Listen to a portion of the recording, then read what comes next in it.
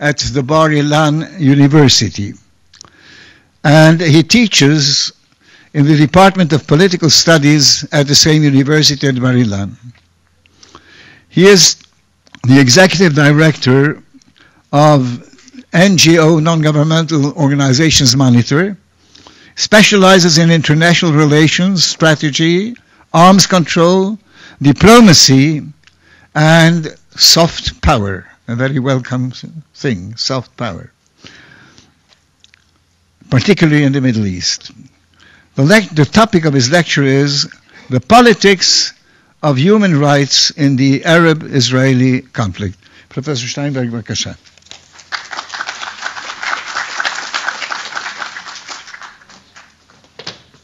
Thank you, Ambassador Mayer. Thank you to the organizers of this conference and to Netanya Academic College for the opportunity.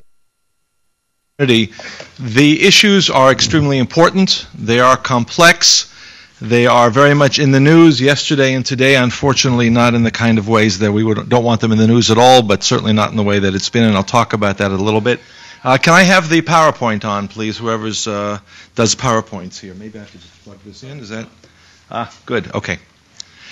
I have 15 minutes to discuss the complexity of this issue. Largely, I'm going to try from an academic point of view. Look at this as a TED Talk, 15 minutes. You got to get it out there. It's a long elevator ride or a short airplane ride. If you want to go through all the details, either ask questions afterwards, read one of the books that I've got here, or take the course that I teach on these issues. And particularly, the emphasis is on looking for an academic background. These issues that we're going to talk about, soft power is not something unique to Israel. It's something that's much broader than that, something that all, certainly Western democratic societies have to deal with. Public diplomacy, an area that Israel is particularly not good at from what we've seen and we continue to see, is going to be something that we're going to have to continue to deal with. And what I'm going to try to do in the next 15 minutes is lay out some of these issues as the background, as the focus, as the context for what's often called delegitimization, but is far more complex, and I'd be careful about using that term because it really does not provide the depth and the context that we need. What we're really talking about, I would claim, or at least the main element, the basis, is the abuse, the exploitation, the politics of human rights in the Arab-Israeli conflict. That is a different front. It's third-generation warfare that we have to deal with. And if I can get the... Okay, we have to look at it from the beginnings. Certainly one can go back many years, but I'll start it with 2001. And again, everything is going to be very short and to the point. The Durban Conference, the NGO form of the United Nations Durban Conference, what Natan Sharansky talked about, the United Nations Human Rights, in those days it was the Commission, organized this massive conference. 1,500 organizations participated. There were over 5,000 delegates in a big stadium in Durban, South Africa, to celebrate the end of apartheid. And what they did there, it was carefully organized, carefully planned. This was a political assault. This was a declaration of political war. As I said, third generation warfare. This was an attempt to define Israel as an apartheid state, to inherit the mechanisms and the definition and the framework and the condemnations and the isolation that had gone to South African apartheid. And anybody who doesn't understand that background will never understand the seriousness of this assault. It is not about Israeli policies. It is not a disagreement on occupied territories or on settlements or Palestinian refugee claims or all of the other issues and dimensions. It is about, as this language that was adopted by these 1,500 organizations declared very clearly, to define Israel as a racist apartheid state. These are just 3 short paragraphs of a much longer section, and look how many times this language appears here. This was adopted by Human Rights Watch and Amnesty International and all the other organizations that were there in the United Nations framework. And that continues to be the context in which we have to look at all these issues. This is where the Goldstone Report came from. This is where the flotilla came from. This is where the fly-in came from. This is where the ISM activists come from under this framework. And what I argue is that leading this process are a group, these are the 1,500 organizations, round numbers, non-governmental organizations. Now, I don't have time now to talk about how that term is misleading. That's lecture number 4 in the series, and I won't do it now. But these, what are supposed to be non-governmental organizations, many of which are funded largely by foreign governments, and unfortunately we've now found in the last 3 or 4 years also the U.S. government has become involved.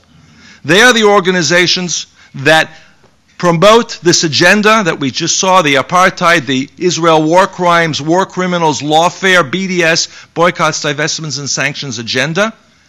We saw it 10 years ago. It is now 10 years since the myth of the Jenin massacre. We're in Netanya. I don't have to tell you the background to the Park Hotel massacre, the number of Israelis who were killed in daily war crimes from the Palestinian terrorists. When Israel went in to try to defend its citizens, we had this Jenin massacre myth. The first non-Palestinian, quote, confirmation of this entirely invented story came from Amnesty International. It was propelled by these non-governmental organizations in the Durban process. From there it became headlines in the media, picked up in the United Nations, commissions were organized, investigations or pseudo-investigations, then it's being quoted by my academic colleagues in learned journals and publications. That is the background. Again, it's very much detailed in the book that we recently published called The Goldstone Report Reconsidered, a Critical Analysis. You can get it on Amazon. And it is the basis for this entire process. That's where the Goldstone process came from. It is also where the flotilla process and incident came from, in which even before, this was 2 years ago, even before the Israeli military landed on the ships with paintball guns initially, the 30 NGOs that were involved had originally already prepared condemnations. They just pushed a button and it was out there all over the place. Immediately afterwards, the entire media process came into effect and we saw it all. And every organization that is involved in this process, multi-million-dollar organizations, put their entire PR weight behind calls for immediate investigations, inquiries, as Natan Sharansky said. Human Rights Watch, Amnesty International, in other words, using language like collective punishment, like piracy, violation of international law, accusing Israel of getting away with murder. This was before any facts were even known. The illustrations, the graphics that goes with this campaign are particularly damning and very clear in their message. I brought you two. There are many more like this, two that are particularly incendiary. The one that you see on your left, which is the classic anti-Semitic images, won a prize by an organization called Badil, which is a very large multi-million-dollar, euro, pound, right of return refugee care organization funded by a number of European governments. And I have to say, with all due respect to the organizer of this conference, the American ambassador is expected to speak. There are a number of people. There is no European representative here. The European governments that paid for this kind of blatant anti-Semitic propaganda, where you see the merger between the old and the new anti-Semitism. Look at that cartoon, which is funded by the 4 European governments in the NGO Development Center, Dan Church Aid, Norwegian People's Aid. And the other image that was produced and distributed in Arabic and in English, which accuses Israel through a false image of sexual harassment, funded by European governments, the EU directly, the New Israel Fund, George Soros' OSI organization. This is all part of the incitement process. It gets carried on in multiple dimensions. We're talking about a framework where there is at least $100 million a year involved. And that's an important part of the process. This doesn't come from a group of organizers.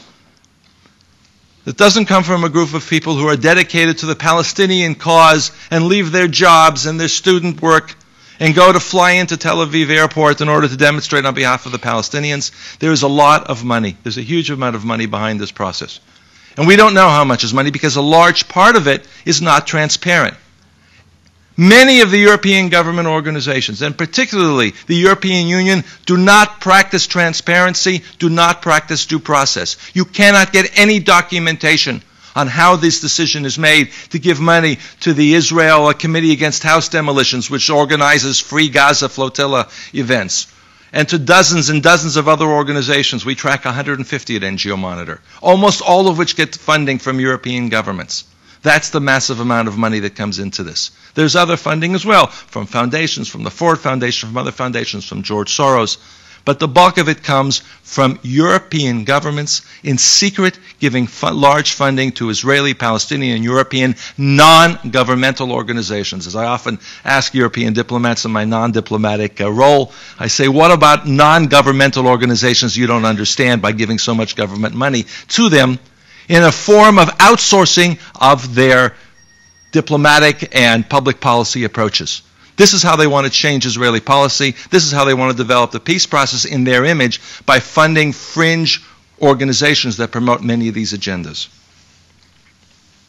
Lawfare, just one illustration of this, and again, this is a very short and compressed presentation.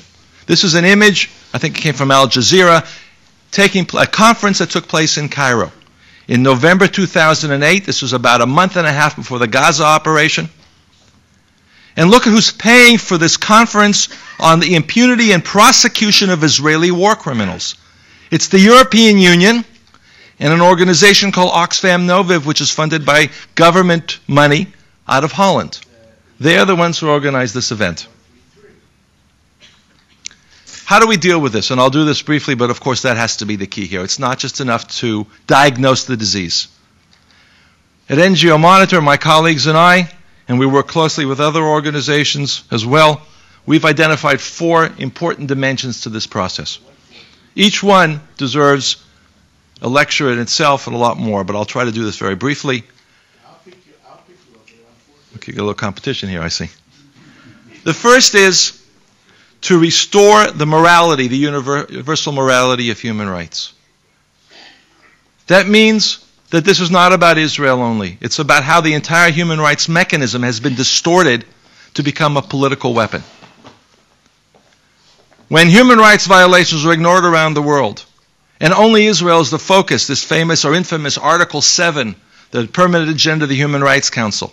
That means that real victims of human rights, women throughout the Arab and Muslim world, victims of so-called honor killings and in so many other dimensions, don't even get a chance to have their cases presented.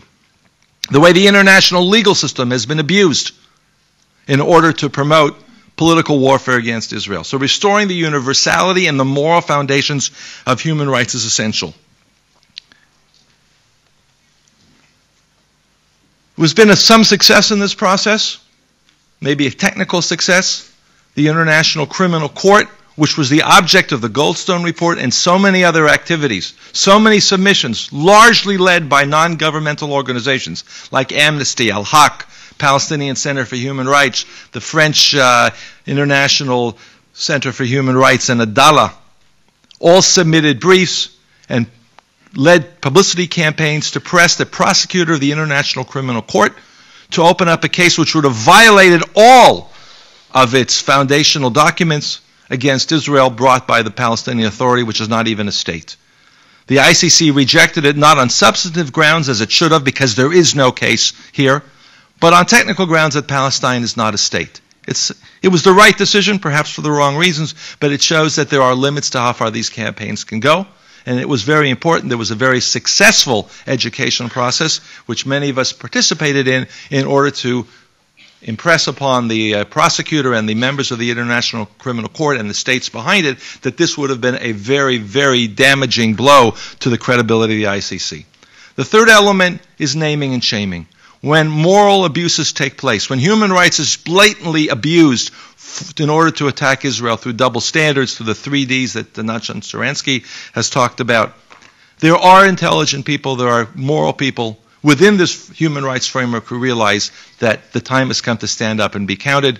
Robert Bernstein, the founder of Human Rights Watch, which has done so much damage to human rights by promoting anti-Israel ideology, by failing to have any expertise or professional capabilities in their reports. Robert Bernstein in 2009 recognized this and wrote an op-ed piece in the New York Times denouncing the organization that he founded for having led the campaign or helping turn Israel into a pariah state through its claims and false reports. That was a major state.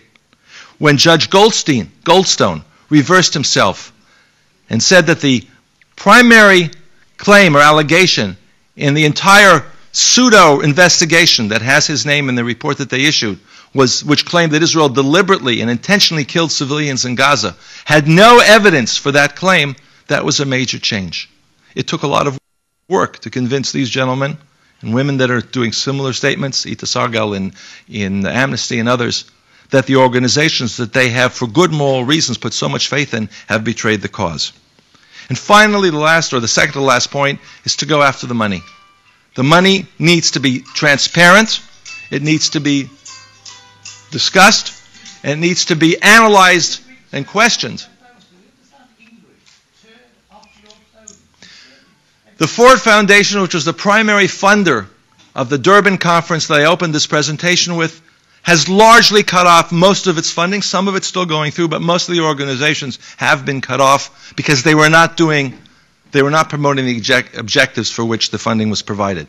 The Canadian government now has cut off something like $15 million that had gone to abusive frameworks that claimed but did not actually promote human rights and did much of their work without transparency.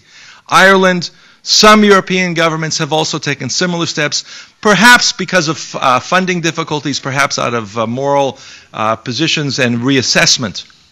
And the Knesset transparency legislation, which has been denounced as McCarthyism and anti-democratic, if anybody can explain to me why having organizations that receive funding from foreign governments transparently every 3 months provide information on their funding is somehow anti-democratic or McCarthyist, I will be very grateful, because I have not found any reason other than the fact that these organizations and their funders that claim to promote democratic principles in fact do the opposite. This is a slow but steady process. We managed to find the information that the funding for the electronic intifada was coming from the Dutch government through a church-based outsourcing organization, humanitarian aid organization called ICO. The Dutch foreign minister had no idea that his government was funding the BDS and Israel apartheid week activities around the world. It was hidden in the budget. And if we can duplicate this by 20 or 30 different examples, it will have a profound impact, I think, on their ability to wage this kind of war. Finally, I think most importantly, it is to form alliances with real victims of human rights abuses. Human rights is an important value. When human rights are violated, and yes, human rights appear to have been violated by Israeli soldiers in the video that unfortunately we all saw in the last 24 hours. Whatever the provocation, whatever the framework, and we need to know the context and we need to know the details, but certainly based on the video, there was excessive use of force. I'm not a judge. I'm not going to make the legal analysis. We don't have enough information. But when there are clear abuses of human rights, not fabricated, not exploited for political purposes, then those need to be dealt with according to the proper mechanisms.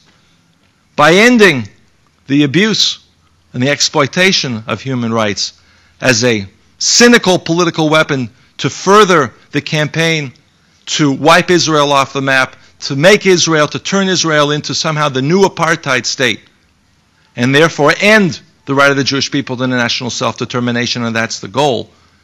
That process is also destroying the universal foundations and moral principles of human rights. And that's just as much a tragedy. Thank you very much.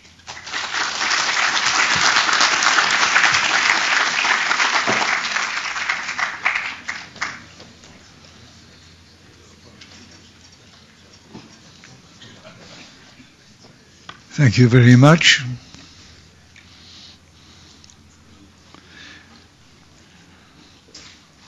Your last comment reminds me of a midrash,